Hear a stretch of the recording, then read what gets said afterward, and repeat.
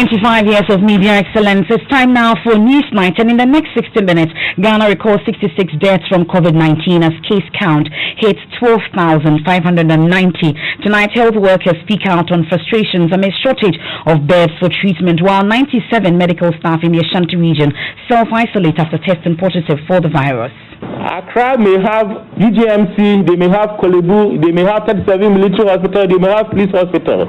Ashanti, apart from Kofanochi Teaching Hospital, we don't have any facility that we can say can manage severe and critically ill. Also tonight, Ghana Health Service mounts spirited defense of COVID-19 figures and deaths, insisting once again that the service does not manipulate the collated figures from the regions. We have that statement plus speak to the Ghana Health Service on this, and government urges Ghanaians to take personal responsibility as fight against the virus is heightened. Wear your mask, sanitize your hands frequently, and as much as possible avoid crowds and closed spaces. Let's do these things, and I believe that very soon we'll win the war. We hear from Deputy Health Minister, who's also revealed that the country has begun expansion of treatment facilities following a surge in critical cases. Majority Leader accuses the leader on the other side of engaging in distortion of facts as he backs program of activities announced by the Electoral Commission towards the conduct of the December polls. It's important to set the record straight, because you can't be in a room when we have all listened and within 5 minutes you leave and you go and engage in distortions. I think that is most unfortunate. And the House has been deserted ahead of this weekend's NPP parliamentary primaries. We hear from the leadership on it. Wear your mask, sanitize your hands frequently. Most of the business that we do in the House is from government, and if government members of parliament are not there, that certainly is precarious. I must admit that it is not the best, but we have to contend with what the situation is now. And in business, the economy grows by almost 5% for the first quarter of this year. We'll give you details of the drivers and areas that actually led to this growth in 30 minutes. And later also, lawyer asks Supreme Court to stop opposition NDC from celebrating ex-President Rawlings' overthrow of Hillary Man every December 31. We have details, and later on Spotlight, we shine a light on the works of high life artist Ben Bracco, who will travel to the United Kingdom to get his big break in music.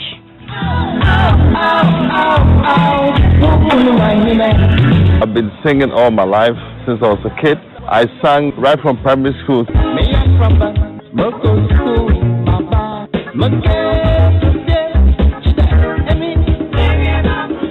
Whilst I was in Legon, I formed a group called Agwamba Guduriba just to test out my music ideas.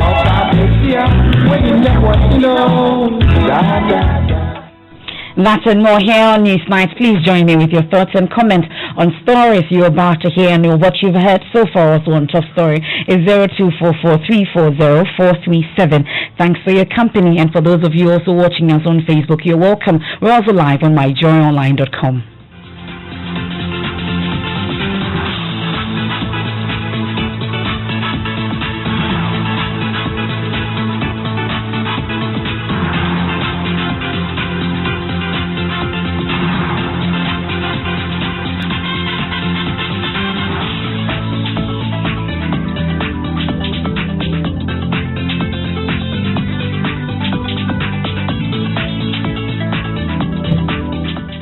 And Ghana has now recorded 66 deaths from COVID-19 as our case count hits 12,590. So our active cases now stands at 8,114. We have recoveries of 4,410, and the deaths are still success, like I said. But the Ghana Medical Association is warning that Ashanti region COVID-19 mortalities could increase if government does not set up a dedicated facility to receive COVID-19 positive patients. Regional President of the GMA, Dr. Pakwesi Beidou, reviews Komfanochi Teaching Hospital is now receiving COVID-19 positive patients on the ward, a situation he says is increasing the risk of infections. He spoke to my colleague Erastus Asari Donko. I'm not surprised the death rate is so high in Ashanti region relative to the rest of the country. We think as a region we should designate a proper hospital. You see, they will tell you Kumasi South is the holding area, but Kumasi South takes on more of stable patients. Those who are seriously ill are brought to Komfanochi. And I don't think, looking at the situation now, we have the facility, the space to take care of all this. And that's how come patients who have tested positive are still being kept on the ward. If a hospital like Kumasi South or any of the hospitals within the metropolis is closed down, all the patients they're transferred to other hospitals so that the hospital will be dedicated solely to the treatment of COVID, as has been done for Gas South. That is what will save the situation, because if we don't take care, the spillover here will continue. More and more patients are coming, and you see now almost everybody who comes in with a suspicion of COVID, we test, they turn out positive, because I think contact tracing is no longer happening. People are falling sick, so the first time they come to the hospital, they have all the classical signs and symptoms of COVID. We test them and they are positive, and there's nowhere to take them. So eventually they will keep taking one ward or one space. After, when that place is full, we move to the next ward, we move to the next ward. So with time, the whole place becomes full of them. But then as this is happening, those who have accidents are coming. Those who have diabetes and complications of diabetes are coming. Those who have hypertension and hypertensive crisis are coming. So we will end up losing patients who are not COVID positive because their spaces has been taken over by the COVID cases. And because you can't put all of them together, you realize that we may have to struggle to deal with it. And that's the danger. Now, early this week, we intercepted a memo which was indicating that because some doctors have been exposed, they've been asked to self-quarantine. And so the ICU will be running at half-mast, if I should put it that way. What's that situation? Tell us about it.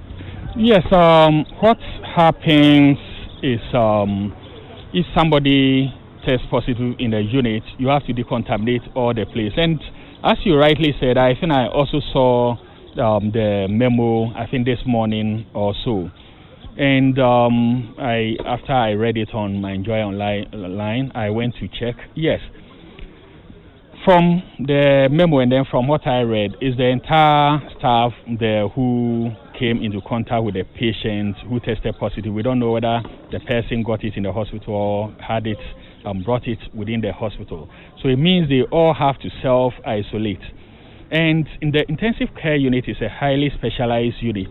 I cannot work in the intensive care unit because I don't have the expertise. So if all of them are exposed and are waiting the results after, they will be tested and are waiting their results and then the subsequent testing, of course, it makes sense to shut down the place. But what it means is patients who really need intensive care unit, it's not only COVID patients who will be sent there. We have patients who get accidents. That's Dr. Pakwesi Bedu, is the regional president. That's the Ghana Medical Association regional president, speaking to my colleague Erastus Asari-Donko. His colleague here in the Greater Accra region is also expressing frustrations about the rate of infection amongst members and the defective case management approach. Titus Bayo is the deputy general secretary of the Ghana Medical Association. Often what we hear are defense coming in from the managers and directors that there is capacity. But if they are admitting that it is full, then it is high time they advise government and take more concrete decisions at our levels of protection. The levels of protection of the community has a governmental level, we have the community level, and we have the individual level. We are now hammering on only the individual level, which is that everybody should wear face masks, use the preventive etiquette and all of that. Even when we all practice that, some people will still get it, and those people will need to be managed. So what is government doing about that? Secondly, in terms of the restrictions, if we have come to the point that we know that now our facilities are getting choked, we should all come out. Dr. Tenkrai again revealed that 97 healthcare personnel in the Ashanti region, particularly doctors and nurses, have contracted COVID-19. One person has died, unfortunately. It is sad. We expected that we will bear the worst brunt of this disease, we doctors and nurses and healthcare workers in general. In fact, from our data, the largest number of doctors affected so far appears to be coming from the Ashanti region.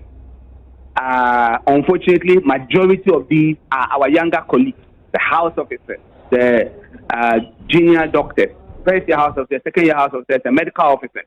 And we need to look at what protection are we giving to this group. So it is an unfortunate event. We expected it, but I don't know. It means that we have to up our game in terms of the protection of our health workforce. You mentioned that most of the people who are dying are the younger medical population, and these are the ones who come in direct contact with the patients. Does that mean that they are not getting enough PPEs, Dr. Bayo? Well, the information we are picking from our members is that the PPEs aren't enough. We've had issues about even the type of PPEs that are made available. And also, if you look at the statistics we have, that definition of frontline needs to be looked at, because most of the attention and distribution of PPE and everything has gone to as treatment centers and isolation centers. Majority of these doctors and nurses who are affected are ordinary doctors working in ordinary healthcare facilities that will manage a case, and before they realize the case is positive, and their level of protection is very poor. So we have issues with PPEs, we have issues with delays in testing. And that's Dr. Titus Bayu, the Deputy General Secretary of the Ghana Medical Association, speaking to my colleague Daniel Jatsi there. And in the last few hours, the Ghana Health Service are still responding to claims about manipulation of figures, especially the figures coming from the regions that is being fed into the national figures. There were allegations from the Occupy Ghana team, for instance, yesterday from that statement mentioning that it looks like there's some manipulation in the system. We heard at that press conference yesterday Dr. Nsiasari respond together with Dr.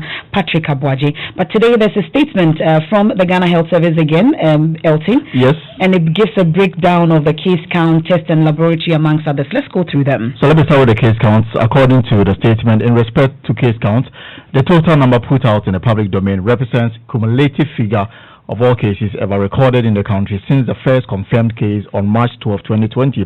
Now, cumulative count cannot decline. What should be of concern are the daily reported new cases. The current number of daily new positive cases over the past few days are worrying, according to the statement. However, the trend represents more of isolated spikes in localized institutions and localities and does not represent generalized diffuse community spread.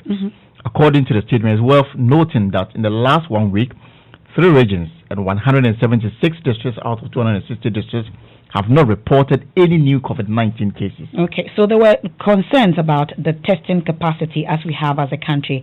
The statement talks about it. They say that the lab is a strong pillar of our national response.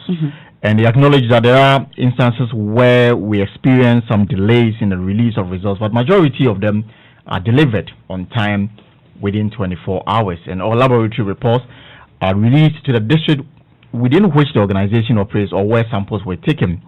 The test results, according to the statement, are communicated to the individual concerned by the district and not to the organization in line with the ethics of medical practice. The district health management team will then inform the organization of any risks and action that needs to be taken. So far, according to the Ghana Health Service, they have not been able to find any suitable RDS to augment the PCR test. And they say that they will continue to evaluate RDTS, and when a suitable one is found, it will be added to reduce the pressure on laboratories. And they will continue to resource their labs and motivate lab staff to give of their best. But they didn't talk about how many tests and whether the test capacity has gone down or not. All. But they now talk about the alleged suppression of data, for which reason the statement was issued. And for them, the reporting on data, including deaths and recoveries at the national level, goes beyond just numbers and include epidemiological and clinical stays of the case. Now, for them, it requires a bit more time to verify and validate. In that context, the regional level data will normally be higher than the national data at any given time. There are treatment centers across the region supported by the National Case Management Team. Now, for them, all reported COVID-19 related data, including deaths, are reported through our reporting channels, that's facility, district, region, and national. All deaths reported from treatment centers in the district are reviewed by the National Case Management Team with regions to validate cause of death, presentation of the case, care and treatment given, and lessons learned that also eliminate any possible double counting. For them, it is after this certification that the number are added to the national data and published. Now, going by this norm, according to the statement, the region will first report through their situational report to the District Director General and other partners. And we must remember that according to the statement, the Regional Health Administration is part of the Ghana Health Service. As such, there is a ground scheme to massage the figures on the death. Is being alleged the region will not report such figures through its situated report. The allegation of data massaging, in our opinion, is very unfair and affront to our professional integrity. Okay, so that's one of the claims that were made by Occupy Ghana, for instance, of the Ashanti figures, the deaths that we've recorded from there, and whether it is reflecting in the national figure. Sure. We've also been hearing from the Ghana Medical Association and some doctors on the issue of PPE and the safety of these health workers. What is the Ghana Health Service saying about it? They are saying that they are equally concerned about the number of health workers being infected, and the service is doing everything possible to minimize the risk to all staff. The issue of unavailability of PPEs, according to the Ghana Health Service, has largely been resolved. Nevertheless, occasional distribution in some regions and districts do occur, leading to temporary shortages in some health facilities. And this occurrence is continuously monitored and addressed. And according to them, they are using logistic information management system, which gives them real-time information to monitor remotely PPE's availability, at least up to the level of the district. And they use district facility distribution reports to monitor PPEs available at service delivery points and respond rapidly to shortages. Their concern, however, is that there's been more on the appropriate and consistent use of the PPEs by health workers according to the level of risk they are exposed to. We believe there is a capacity gap here. In this regard, we are currently retraining health providers on infection prevention and control, and most importantly, adherence to appropriate and consistent use of PPEs.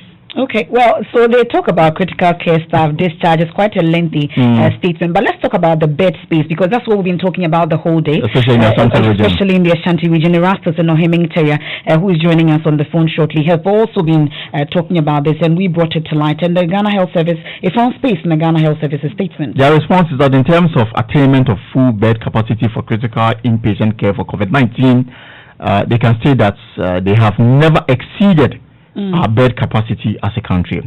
We started this process with 450 bed capacity, which has increased to 700. At the moment, we have 71 treatment centers across the country, and 21 of them are idle. We are still not resting on our oars. We will continue to expand. We are expanding the number of beds in Kumasi to take care of mild to moderate cases and positive cases with comorbidities. And they say that they are working with the regions to increase the bed capacity for moderate to severe critical cases. Example is the 12-bed COVID-19 ICU wing coming up at the Greater Accra Regional Hospital. The largest isolation center that is used for those who are largely asymptomatic is the Pentecostal Convention Center located in Gomafete with a bed capacity of 600. As at the 16th of June, that's yesterday, we had 356 inpatients, and the center has never operated at maximum capacity. Interesting. So it goes on and on, but of course, like I said, we've been talking about the Ashanti region and how they've run out of beds for treatment of COVID-19 patients, and we're told that all 38 beds at the Konfanochi Teaching and Kumasi South hospitals are occupied as we speak, and we heard from Dr. Tinkran this afternoon. But my colleague Oheming Teria and of course Erastus Asaridonko, like I said, have been monitoring the situation. Oheming joins us on the line. So Oheming, you've heard from the Ghana Health Service, for instance, but paint a picture to us of what you found in terms of bed issues, and you've been interacting with Dr. Tinkran on it. He's also been talking about it. Bring us up to speed on it. Thank you, Emefa. The Ashanti region has 2 treatment centers for COVID-19. One is the regional health facility, that's the Kumasi South Hospital, the biggest with 20 beds, and the Konfanochi Teaching Hospital also has 18. With Konfanochi Teaching Hospital, it is responsible for the treatment of the critically ill with 4 ventilators, but the Kumasi South Hospital has no ventilator. That is according to the Ghana Health Service. For the 2 treatment centers, it is full, and as at 3 days ago, there was a report that a woman who had sent her husband from the Central Government Hospital to the Kumasi South Hospital was turned away because the facility was full. And indeed, Dr. Emmanuel Tinkran confirmed today that the treatment centers are full, and there are efforts to expand these treatment centers. He mentioned the Konfanochi Teaching Hospital, and then the Kumasi South Hospital, 20 more beds will be added, and at the Suntreso Government Hospital, additional 7 beds will be provided. In all, and they're also negotiating with a private doctor to release his facility to be used as a treatment center. And he hopes that when all these facilities are secured, the region will have at least 138-bed treatment center in the Ashanti region. But for now, the treatment centers are full. He mentioned with the isolation center where we have 207 beds, and out of the 207-bed isolation center, 156 is currently occupied, meaning that a few of the beds are left. So he's urging residents in Kumasi to pay particular attention to preventive protocols to ensure that the region's figures do not escalate to the point that health facilities can no longer manage them. His fear is that if you compare Ashanti region to other regions, Ashanti region, there's only Konfanochi Teaching Hospital which can take care of critically ill people. So if the people do not support health authorities in managing COVID-19 cases by adhering to all social gathering protocols, hand washing protocols, and then wearing of face masks, then it will get to the point that all these figures will overwhelm health authorities, Emefa. Well, and we've also heard the Ghana Medical Association, for instance, talk about how our facilities may be overstretched. But let's hear from Dr. Tinkwang. We didn't anticipate that we'll have so many cases like that because we were thinking that people will adhere to the protocols and then the guidelines. But now that people have disregarded the protocols and then guidelines, especially wearing of face masks and social distancing, that means that we need to increase our capacity so as to accept more cases and also prepare to have more intensive care areas, because that's the only way that we can help. But we will still continue to advocate for people to support us so that the preventive activities becomes the key.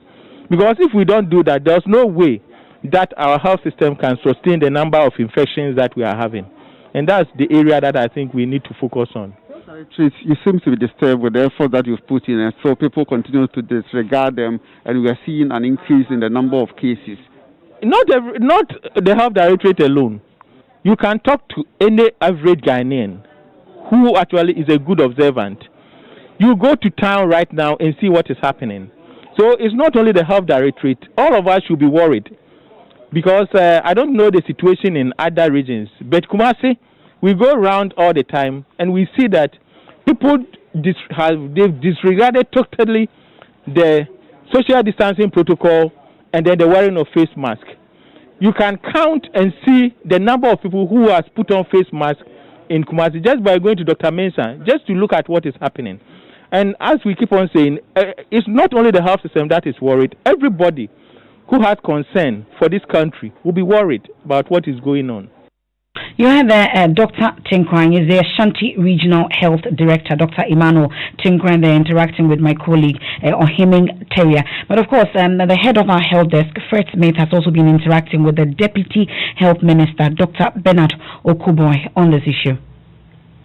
Remember, it cannot take only government and health workers to keep you safe. You also have a responsibility. We, at our individual level, must take part in precautions that will ensure that we stay alive.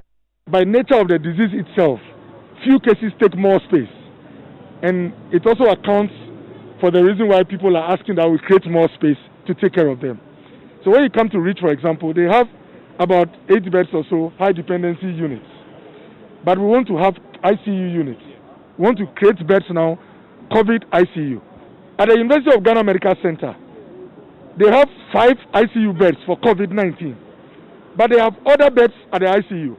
They can go up to about 15 or 16. So what we are trying to do now is to make sure that all the 16 beds are brought up to be COVID ICU beds. If you go to 37, there are 4 beds dedicated for ICU, COVID ICU. But they have other beds for ICU as well. But remember, if someone gets a road traffic accident, they might need ICU beds. So we can't dedicate all our ICU beds to only COVID. And so when you hear that 37 is full, it doesn't mean they don't have any ICU beds, but it means the 4 dedicated to COVID have been exhausted. And we are trying to make sure that there are more such beds. An ICU can only be fit and proper for a COVID case when it has a ventilator. It's very crucial. And so we are excited. Kumasi if you have a COVID case that is critical, they are handled at Confanoche and one or two designated places. What the doctors are asking for is a GAIS-like facility, a facility completely dedicated to COVID cases, like the way we have in GAIS. And 2 hospitals are being considered. The Bekwai Hospital, which is just near completion, about 98 or 95%, and also the military hospital in the Ashanti region. So the ministry is working with Ministry of Finance to make sure that we get the resources and quickly make them facilities that will be available for COVID. That's the Deputy Health Minister, Dr. Bernard Okoboy. Now, a 3-month-old baby is among the COVID-19 deaths recorded in the northern region. So the baby was referred to the Tamale Teaching Hospital, according to health officials. The other two are a 24-year-old woman who was also referred from Boga to the Tamale Teaching Hospital, and an 80-year-old woman who died about 2 months ago. So the northern region now has a total of 52 COVID-19 cases with 32 recoveries. Now, the region's active cases are 17 with no critical cases. Speaking at a briefing in Tamale, the Northern Regional Director of Health Service, Dr. John Betson Eliza, said all the active cases are being managed at home. We've had a total of 3 deaths. We have 32 recoveries. We've not had any critical case. And as we speak, we have 17 active cases, all being managed at home. Let me quickly add the details of the deaths. There are 3 deaths. One is the 80-year-old lady who died somewhere in May and at the Central Hospital. Just last week, we had 2 additional deaths. A 24-year-old lady who was actually referred from Boga in the Upper East to TTH. She spent just 6 hours, an hour on arrival, and then passed. But because of the era in which we are, the high index of suspicion made they start to take a sample, and the sample came out later as being positive. The 3rd death was a 3-month-old baby who was referred from Savlugu Hospital and came in very breathless and this and that. Again, sample was taken, and he also didn't last that. He virtually died on the almost died on arrival, and so the sample was taken before that, and it also turned out to be positive for COVID. That's Dr. John Eliza. He's the Northern Regional Health Director. Some of you have been commenting on this, and Jagos from Insalm says, I think we must all try and fight against this coronavirus because it doesn't even know the health minister or neither the NHI boss. So how much more you, an ordinary citizen there? And this one also is talking about now it is alarming the increase of COVID cases. Let's all abide by the directives to save more lives. And that's from AU Farouk also saying that. And this one is asking what Mr. Bernard Okoboy is saying, that we should wash our hands well. We're all hypocrites and not doing well in fighting this COVID-19, including this government. We need to fight this coronavirus with all seriousness and stop this kind of what we are doing well in sub-region whilst it keeps increasing. And more of you are talking about the coronavirus stories that you've heard. And this is from Wizzy Anyablensu, whom says, now that a lot of people are living as if there was no pandemic and have resigned to the notion that what can come, the health facilities have to brace themselves for more cases. General surveillance is a testament to the aforementioned points, as the number there is increasing rapidly. More and more of your comments here would go through them after business with George Riafe. George, what's in business? If coming up in business, we'll tell you more on the latest statistical figures in terms of the economy, as records almost 5% growth the first quarter of this year. An industry is warned of possible impact on essential goods supply if the current clearance challenges at the ports are not resolved now. The business news on Newsnight is brought to you by MTN Business.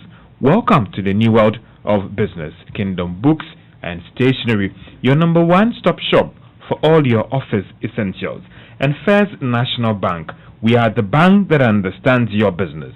First National Bank, how can we help you? And it has been 25 years of offering leadership programs for the various sectors. When you want it, just Momo it. When you tire for the long queue in the supermarket, just Momo it. And when you really want that beautiful new blouse too, just Momo it. And when you won't get that thing, when you go get fresh to impress, you know who, just Momo it. And when you need to pay that your utility bill and domestic staff set, just Momo it. And when you want send love to the family for back home, just Momo it. So many ways there. When you go use your MTN Momo wallet or make payment with scan to pay. When you go use the QR code or you go use the merchant ID or on bank POS terminal. You go also transfer money between mobile money wallet and bank account, all on MTN Momo. Enjoy real convenience in all your financial transactions and live life the brighter way with MTN Momo. We are good together. Just Momo it. We're there for you everywhere you go.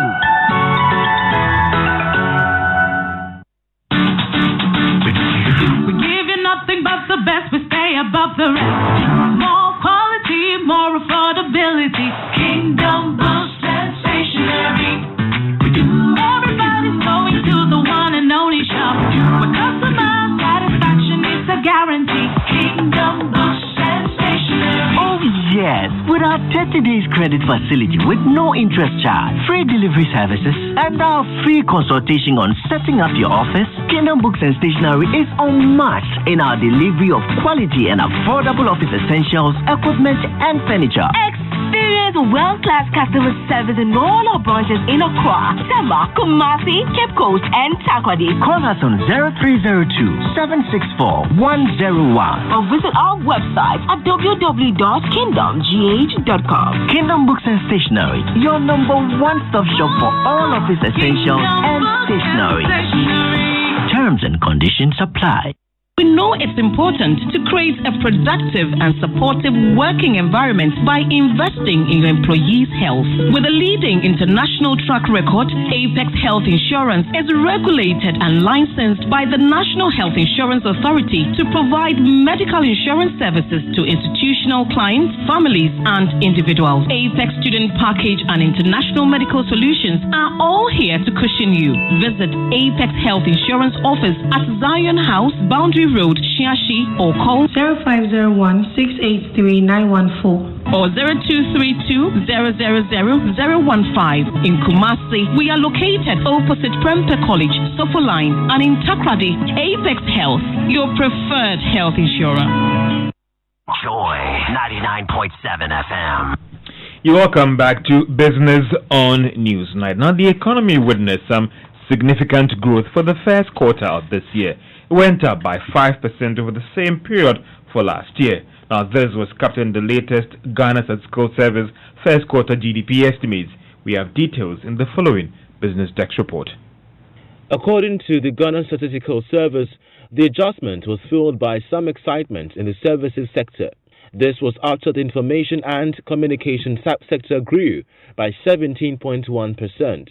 It was followed by the agri sector, which had an overall growth of 2.8%, driven by activities in the fisheries subsectors. However, industry did not witness a lot of activity in the first quarter of this year, as it recorded just 1.5% growth. The data showed that the economy is still dominated by activities from the services sector, commanding 48% share of the economy, followed by industry with 31% and agri with 20%. The data once again confirmed that the economy is services-led, while agriculture appears to be picking up strongly. Industry's performance can be described as the worst over the past 6 years. Industry's challenge for this year might have been compounded by a contraction in the construction subsector, which went down by almost 7%. And that was a Business Desk report. Meanwhile, government statistician Professor Kobnenim has been giving more details about how the economy fared from Tamale, where they are actually on ground to assess the impact of COVID-19 on the economy. The main drivers of the 4.9 GDP that we recorded in both cases, that is oil GDP and non-oil GDP, was information and communication.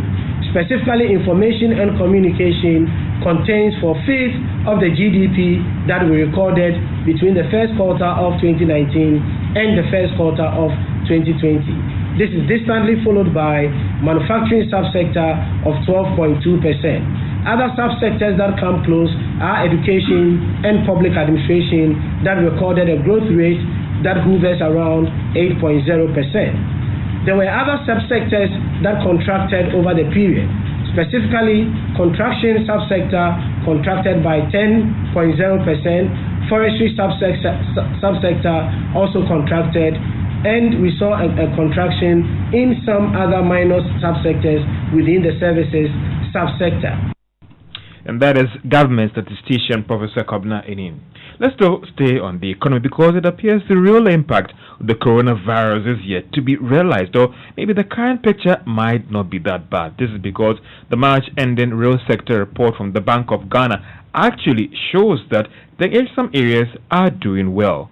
Figures show that manufacturing recorded some mixed results. The pace of economic activities of the country, that is the country's two main harbors, that is Tema and Takrady, as measured by container traffic, also improved substantially during the first 3 months of this year. When you look at the other side in terms of the transport sector, as we measure registration, the DVLA, it actually declined by 11% to 14,216 ending March this year.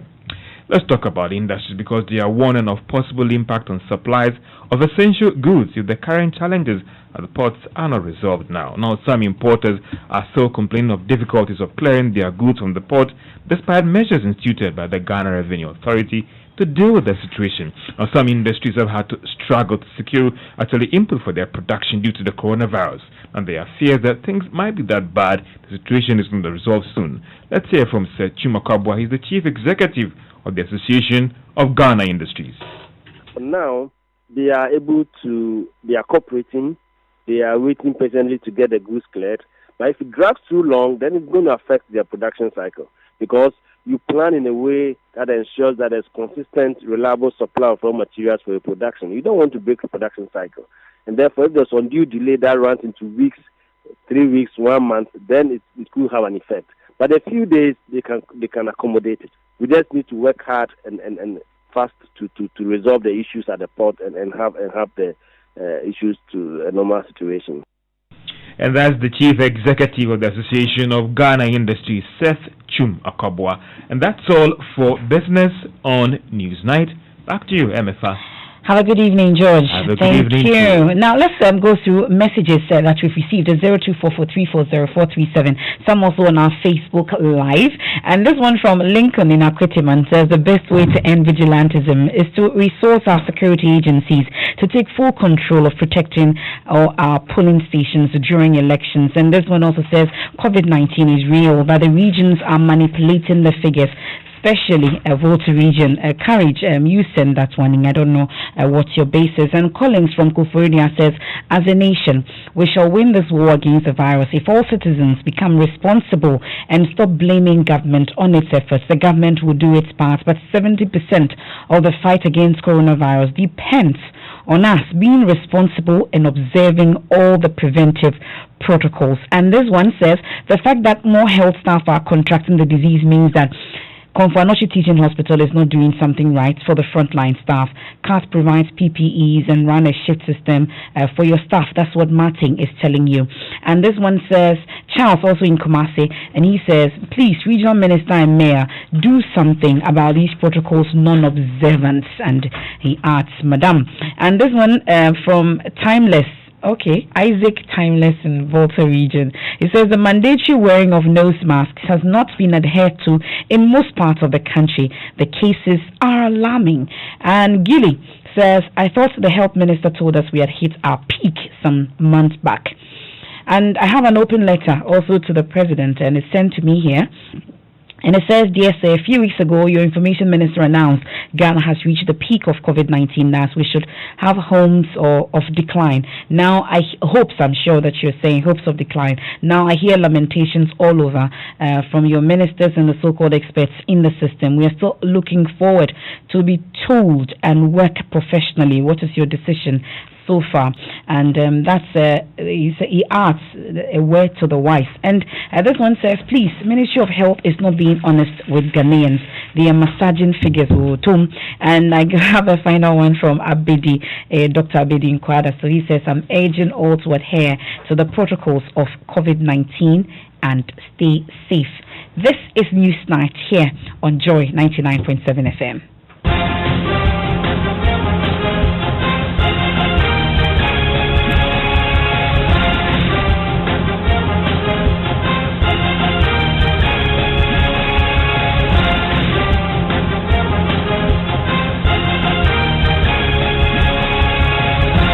And if your election headquarters, the sound of that tells you it's time to do some politicking, and there are a lot happening on the political front today. And the integrity of the Electoral Commission ahead of the December general elections is on the table. And tonight, the NPP majority in Parliament say they have absolute confidence in the ability of the EC to conduct the elections without hitches. The minority leader Haruna Idrisi yesterday, after a meeting with the chairperson of the EC, that's the Special Budgets Committee, after they met them, warned that the decision by the electoral body to reduce the number of registration centres in the upcoming voter registration exercise will disenfranchise thousands of voters. But in a rebuttal today, the majority leader, Osechi Mensah-Bonsu, accuses the minority leader of distorting facts.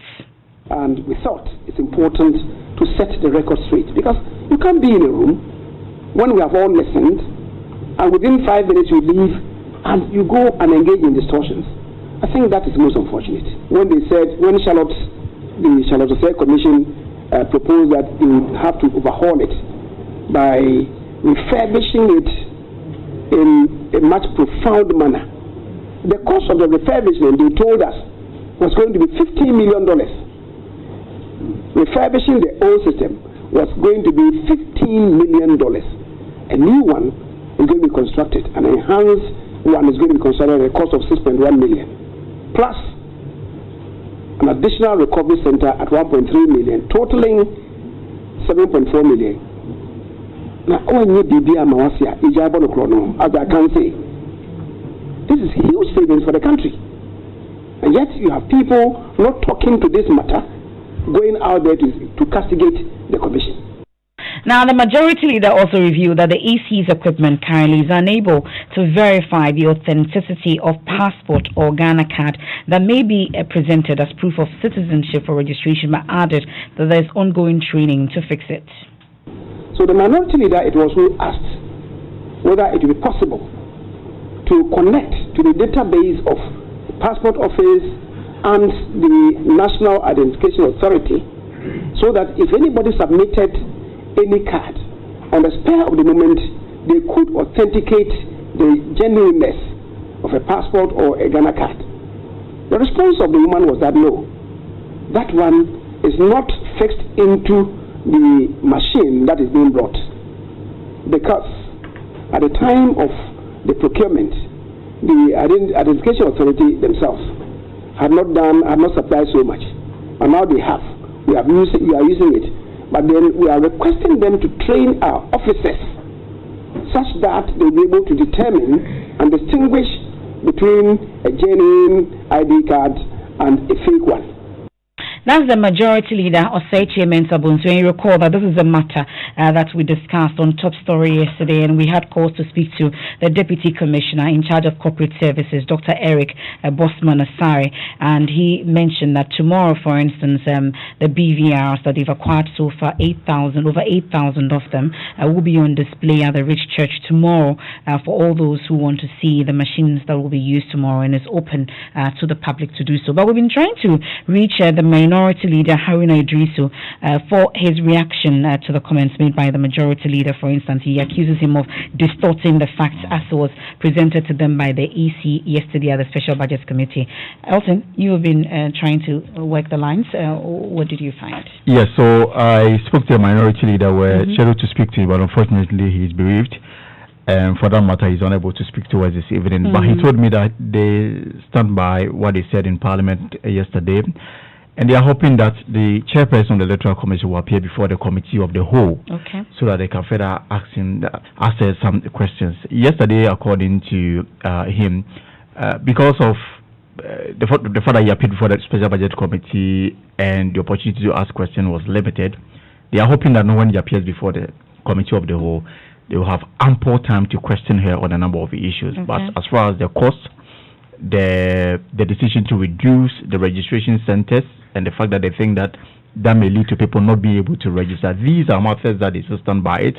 But the NDC's position on this matter is clear, and it's one that they are not deviating from it. Okay, so he concluded by saying yesterday, for instance, that the EC, from what he had heard from them, has no legal or technical reason to be compiling the voters register. But stay with me, Elton, because there's something else that we need to talk about, the NPP parliamentary primaries coming up this weekend. So we'll stay a while longer in Parliament as well, because the House has been deserted, and there's a reason. So the NPP majority MPs are out in their constituencies campaigning for re-election in this weekend's parliamentary primaries. The majority leader, Emefa Apawu, has been explaining how this will impact on government business in the House. Admittedly, business is going to be affected because the government benches, the members of parliament, have to go and face elections. So I must be honest in this, that business certainly is going to be affected. And I've seen that this week the members, especially those of them who are in outlying constituencies, they have to go and contest. Of course, it all boils down to our party's constitution. The constitution provides for elections to be held to usher in a new parliament. I've repeatedly said this, that we need to look at this, and certainly it's not the best, because this system does not obtain in the entrenched democracies. But having said that, that is what the Constitution provides, at least for now, and we must conform. When the NDC were heading towards their own internal primaries, their side of the House was empty. And I remember sometimes, especially in the last 3-4 days to the conduct of the elections, there weren't more than 5 members from the other side on those benches of the minority. That's the majority leader of Emefa Apawu. And of course, your election headquarters will provide all the coverage when it comes to the NPP's parliamentary primaries this weekend. And there are some constituencies that we need to watch out for. My colleague from the political desk, Elton Brobe, is still with me in the studio. You have news for us. Let's go through the constituency to watch out for. So I can tell you for a fact that there is one constituency in which the sole candidate is now the official MPP parliamentary candidate.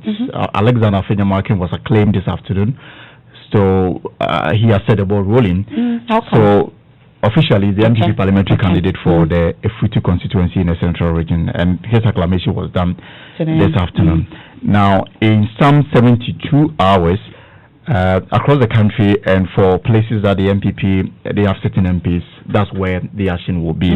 Now, there are so many, about 101 constituencies, and we have over 300 people competing against each other to win the slot. Domkwabenya, obviously, one of the places we are keeping our eyes on, because the deputy majority leader, the flashpoint. Of course, the deputy majority leader, Sarah Josafo, is coming up against the Ghana's ambassador to India, Michael Kwe Jr., whose father is the Speaker of Parliament. And this will not be the first time they will be contesting each other, and that they did so 8 years ago. So it's going to be a rematch. And we are waiting to see how this will pan out. Now, one other area that is of interest is the New Job in South constituency. When we talk about New Job in South constituency, we are talking about Koforidua proper. And we have the chairman of the Finance Committee of Parliament, who is in his second term in Parliament, Dr. Mark Asibe-Yeboah.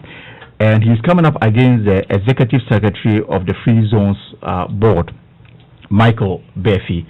They competed against each other in the last parliamentary primaries. Dr. Mark Asibe-Yeboah won that election by just a single vote. A single vote. So it is very close to call, too close to call, if I may say so. And Saturday, everybody will know their smoothness level. And then if we go to Bantama, we have Daniel Otema-Boaje, who is a first-time MP hoping to go into his second term, but he's coming up against the Deputy Chief of Staff, Francis Boache, who is quite close to the President. And this is the first time? No, the interesting thing about Francis Boache will be bidding for this constituency for the second time. He went in, he lost and then the NPP came to power. Unfortunately for him, he was made a deputy chief of staff, but this time he wants to go back to parliament to represent the people of Bantama. Let's go to Adansia. Adansia is Katie Hammond and Same Benfo. You know, Katie Hammond campaign to go unopposed. They gave the party some ultimatum to look at this issue, else they go to court. We don't know the latest on it. It's something that we'll be looking at. So what we've seen,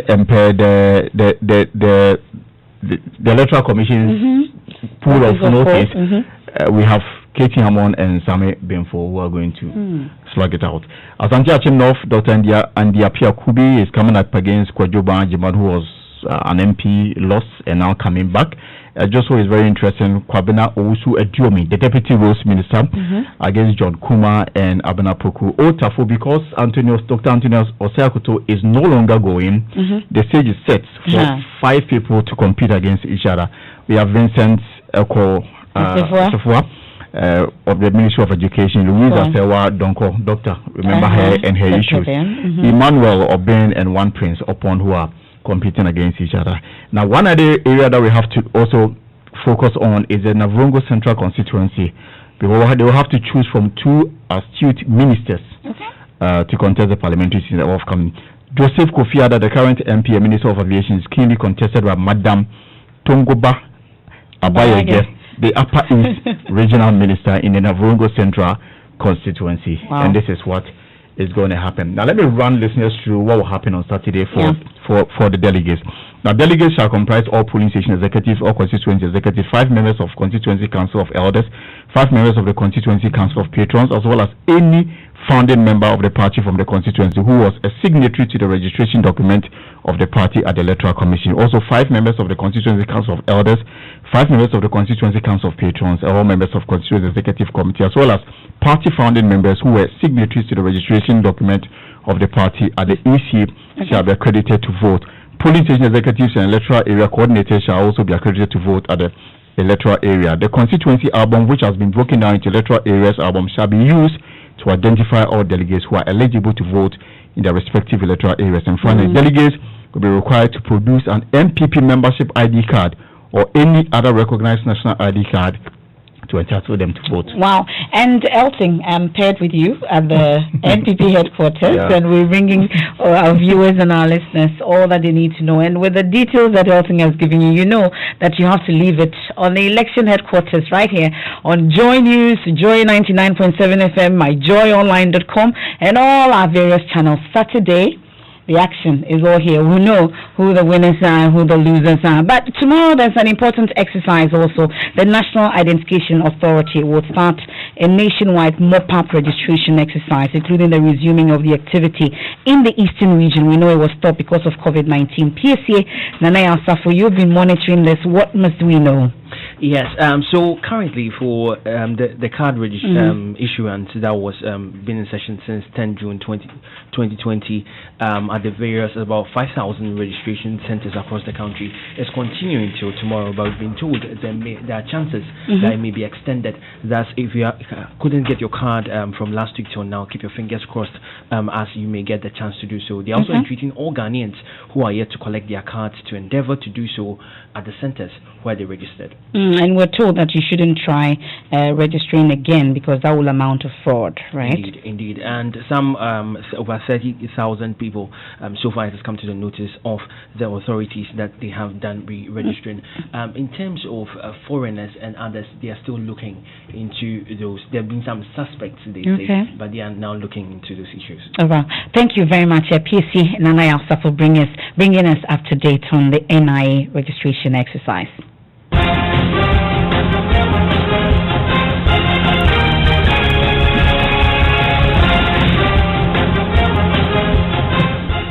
And now the Supreme Court is being asked to stop the opposition National Democratic Congress from commemorating December 31.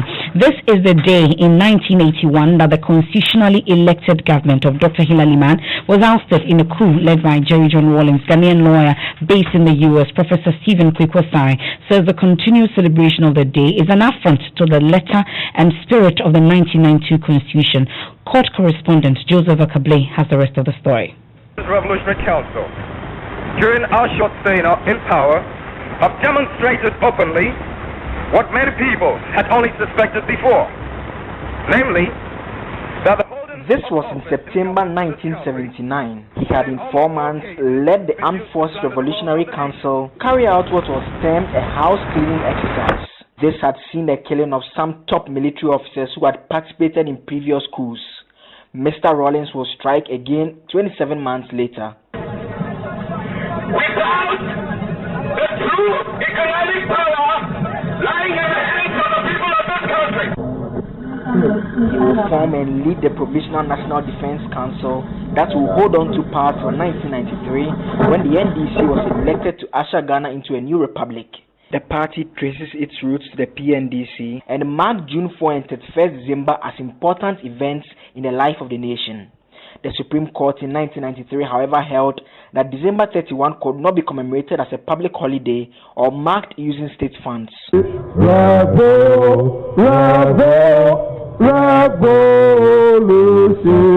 The day has, however, been consistently marked by the NDC with a commemoration event, often heralded with former President Rawlings delivering a keynote address. The last of such events was held at Winneba last year. Professor Asari wants this to stop. He wants a declaration that the celebration in a public forum is inconsistent with or in contravention of the letter and spirit of the 1992 Constitution. He wants the NDC to be ordered or directed to cease and desist from such celebration. Professor Asari is unhappy that the NDC and the Attorney General, defendants in the case, failed to respond to his writ even though he filed it on February 20. He contends the party had 14 days to file a response but has simply refused or failed to do so. His lawyers urge the court to adopt and grant the reliefs he is requesting. The NDC and the AG's office have since entered an appearance asking the court to grant them more time to file a response. The court granted this request as it struck out the request by Professor Asari asking that his reliefs be granted. The case has been adjourned indefinitely. And that's court correspondent Joseph Akable with that report. And at this point, it's time to leave you with Spotlight, Ben Bracco, and like you say, Miriam Grudzo. And that's it for News Night. There's more news when you log on to myjoyonline.com. I am Emefa Apawu. Thanks so much for your company.